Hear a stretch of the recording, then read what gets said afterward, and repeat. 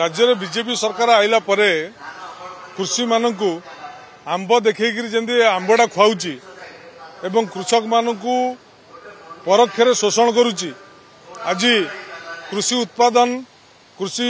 उत्पादन देखंतु राज्य जीएसडीपी रे पाखापाखि 80% योगदान होची कृषि एवं कृषि संबंधी क्षेत्रर अवदान। आज कृषि क्षेत्रर योगदान जीएसडीपी रे कमीची। आज लोकंकु धान न देवा पई सरकार गोटे चक्रांत करी विभिन्न धान पंजीकरण जटिल प्रक्रिया करिसेंती।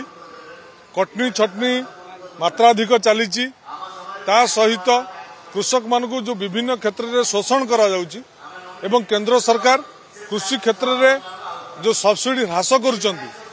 ता छड़ा सेतबेले आमर पूर्वतन मुख्यमंत्री नवीन पट्टनायक कालिया भलिया जो योजना करथिले उत्कर्ष योजना से योजना को बाटबणा करिसेंती सरकार।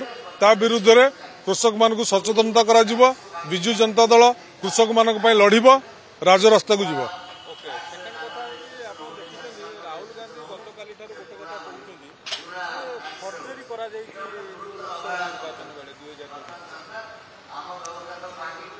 राहुल गांधी विरोधी दल हिसाब से गोटे अति स्पर्शकातर प्रसंग करिसेंती।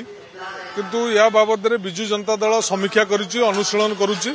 बिजु जनता दल अनुशीलन कला परे ता पई विहित पदक्षेप बिजु जनता दल नब।